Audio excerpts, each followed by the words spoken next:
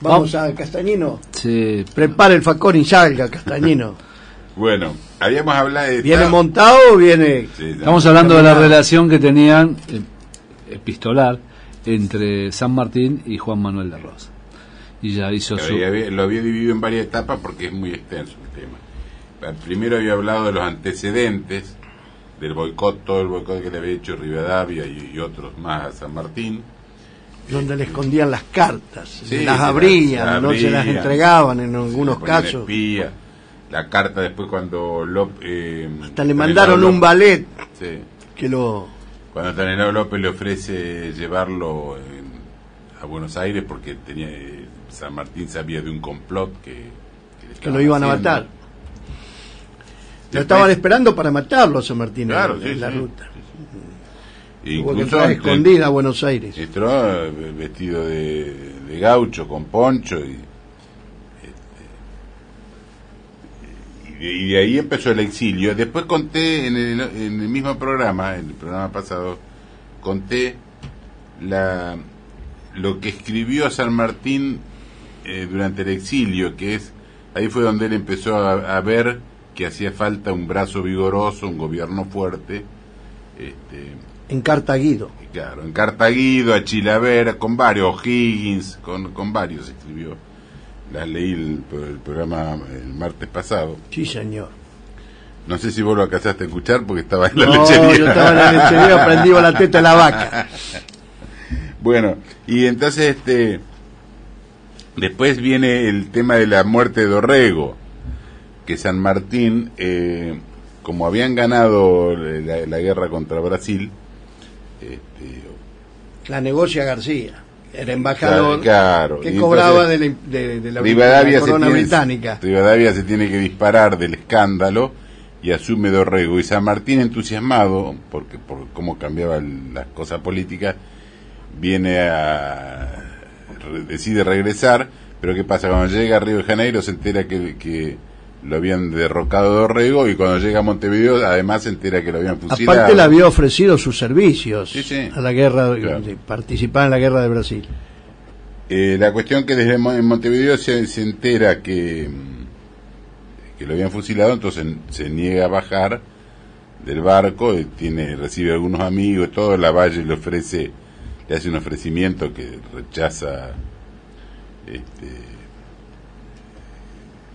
San Martín se lo rechaza, incluso se lo rechaza bastante, hablando incluso mal de la actitud de ellos. Sí, porque le dicen que eran gente sin conducta, o eso se lo dice en una carta a Guido, ¿no? La cuestión que después, bueno, cuando lo matan a Dorrego, ahí empieza otra vez la anarquía, digamos, y el que pasa a ser protagonista político, faltando Dorrego, ya empieza a ser Rosas,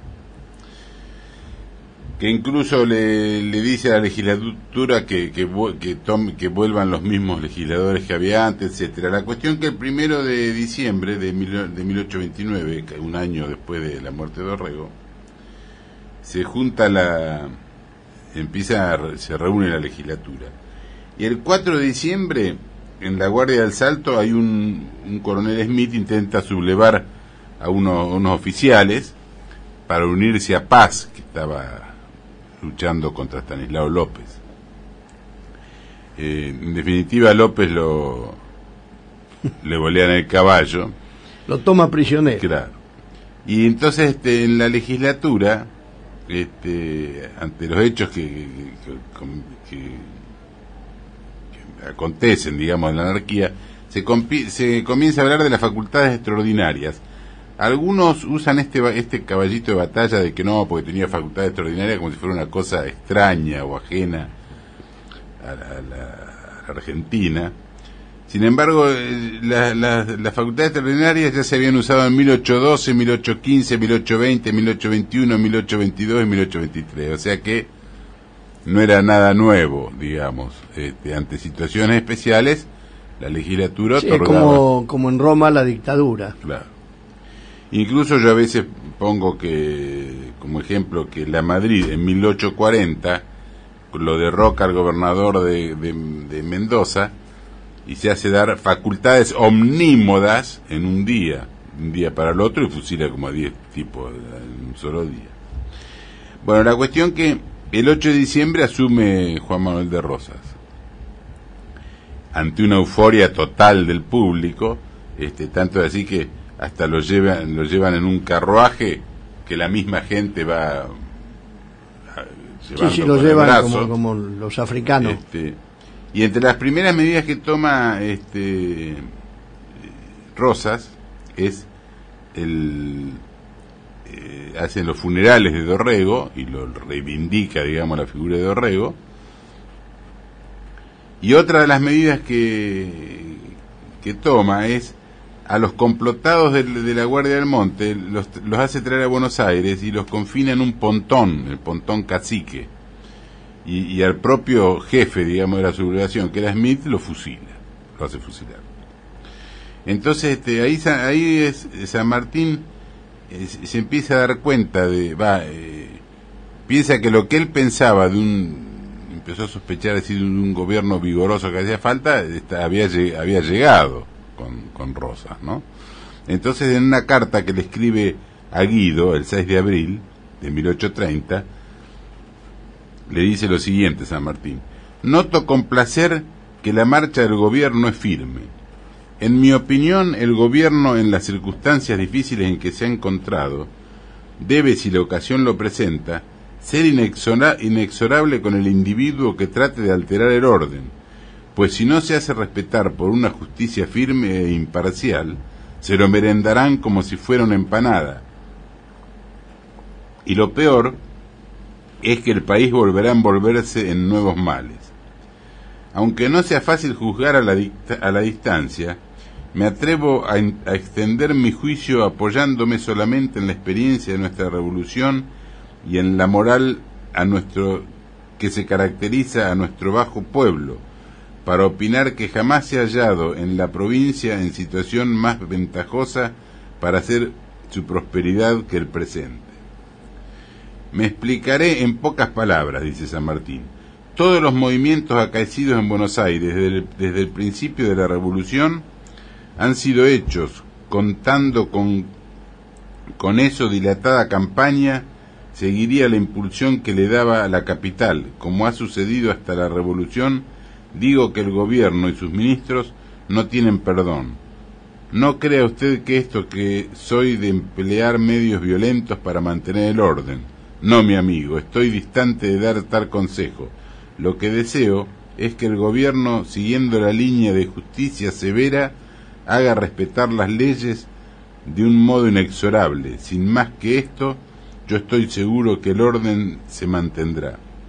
Yo no conozco al señor Rosas, dice San Martín, pero según tengo entendido, tiene un carácter firme y buenos deseos. Esto basta, pues la falta de experiencia en el mando la adquirirá, que no es mala escuela la de mandar ese pueblo bajo la dirección de sus ministros. Ahí aclaro que San Martín hasta ese momento no solamente nunca lo conoció a Rosas personalmente, pero hasta ese momento tampoco se habían intercambiado cartas. Sí. La relación que hay... No hubo cartas, no hubo nada. Después empezaron las cartas. Pero, sí. Cuando ya él había avanzado en el gobierno. Hasta ese momento lo que se sabe de esa relación es por cartas que escribía San Martín o que le escribían a San Martín y por las noticias que él se enteraba. Entonces ahí San Martín, presiente, digamos, el futuro gobierno de Rosas, ¿no? A los 2 años de gobierno, el interior ya era el interior estaba dominado por Facundo Quiroga y el Manco Paz caía prisionero de Estanislao López, que por un paisano le volea el caballo. Rosas lo pone preso en Buenos Aires con la condición de que no salga de Buenos Aires, y Paz una noche se escapa y... Sí, la palabra de ellos no valía nada. No solamente se escapa, sino que le arma un ejército. También le pasó a la Madrid, donde lo protegió y todo, y le hizo lo mismo. El 4 de enero de 1831, durante el primer gobierno de Rosas, se firma el Pacto Federal, y San Martín lo vio con optimismo esto y le escribe a Guido otra carta, el 1 de noviembre del año 1831, y le dice: y bien, señor de don Tomás, ¿ha llegado o no la oportunidad? Afortunadamente para el hijo de mi madre, que ha habido almas caritativas que me han puesto al corriente de los acontecimientos. Por ellas puede calcularse que la guerra fratricida que tanto ha deshonrado y destruido esas desgraciadas provincias es concluida. Vos fíjate que ante la inestabilidad que hubo durante muchos años, Rosas asume el gobierno y termina su gobierno, ¿no? Ahora la legislatura, cuando termina su gobierno, lo quiere reelegir, y por 3 o 4 veces le ofrecen y él declina el ofrecimiento y no sube. Y entonces ahí es cuando él emprende la campaña al desierto, los desiertos del sur. A extender las fronteras del Sí, sí. Hay una proclama muy linda que hace cuando termina la campaña, desde Napostá. Algún día, la próxima vez la voy a traer porque es muy interesante, donde dice que se extienden las tierras hasta los Andes y Magallanes para que disfruten las nuevas generaciones. Muy linda, después la vamos a leer. Entonces, terminado el gobierno de... Entre paréntesis, llevó la vacuna antivariólica a la indiada, y sí, inclusive los convencía de que se dejaran vacunar porque eran reacios a vacunarse. Fue... no solamente cuidó al indio, sino que lo asimiló. Sí, después voy, esto de lo de San Martín y Rosas, porque después viene lo del segundo gobierno, lo voy a seguir en otro programa para no entrecortarlo. Pero con lo de la vacuna que vos decías, Rosas fue el que trajo la vacuna acá, era Segurola, que era un fraile, un cura. Un cura. Y Rosas la extendió, se hacía vacunar él ante los indios, para darle el ejemplo, le decía que era un gualicho, huinca, qué sé yo, para que los indios se vacunen. Incluso un indio decía, el cacique Juan Manuel Indio Rubio, dice, es muy bueno, dice, nunca nos ha mentido, pero es medio loco, dice, porque para regalarnos yegua nos hacía tajear en el brazo, claro, lo estaba vacunando. Y la cuestión que durante el periodo de Rosas, durante el gobierno de Rosas, que se vacunaba, si engañados o no, se los vacunaba, no hubo ningún brote de viruela. Y después volvieron cuando lo derrocaron a Rosas.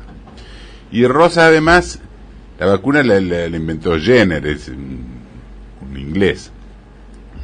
Había un instituto jenneriano que le dio a Rosas el doctor honoris causa por haber extendido la vacuna en las Provincias Unidas, ¿no? Muy bien, ingeniero, me parece muy bien todos sus aportes a la historia. Es muy lindo, la verdad que es apasionante eso. La verdad que sí. Y ahí en el instituto tenemos el libro que ha presentado hace pocos días en el instituto Juan Manuel de Rosas. Sí, estos temas, incluso el de la vacuna antivariólica, yo lo pongo en el libro. ¿El libro se llama? Bueno, hay dos, está Juan Manuel de Rosas, Sombras y Verdades, y La Ley y el Orden, que sería la segunda parte, ¿no? Y el que presentó último es sí, La Ley y el Orden. Sombras y Verdades, no, Sombras y Verdades, que es la reedición ampliada bueno, respecto a la primera. En el Instituto de Investigaciones Históricas de Sarmiento 1469, tercero A, están todos los libros del ingeniero Castañino. Y si va, le convidamos con un vaso de leche también. Muy bien, apuició la armonía.